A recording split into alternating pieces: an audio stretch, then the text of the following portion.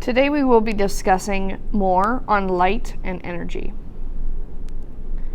A quantum is the minimal amount of energy that can be gained or lost by an atom. A photon is going to be a massless particle of light that will carry a quantum of energy. Max Planck, I know it looks like Planck, but it's German and it is pronounced Planck. Max Planck found that matter could either gain or lose energy only in very small, specific amounts, a quantum, in 1900. Albert Einstein proposed that a beam of light acts like a wave and a particle at the same time in 1905. The representation of the relationship between energy and frequency is here. So we have energy is equal to Planck's constant times frequency. E is going to be an energy, and we're going to be utilizing the unit joules for our energy. H is going to be for Planck's constant.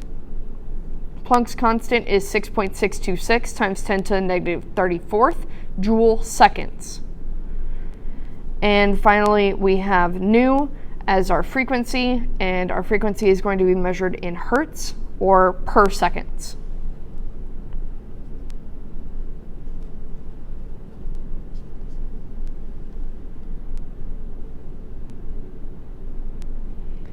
Electrons are naturally in what is known as a ground state.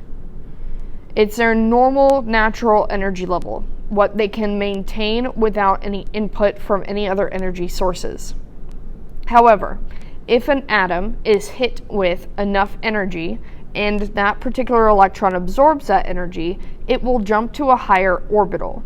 The orbitals are represented by the letter N, and the higher the N, the higher the orbital, and the higher the energy it takes to maintain that orbital. After a certain period of time, the electrons can no longer maintain this unnatural energy level, and they will fall down to their original ground state energy level. When they fall down, they will give off any of the excess energy that they are not allowed to maintain in their home of their ground state. That giving off of the that energy is known as emitting energy.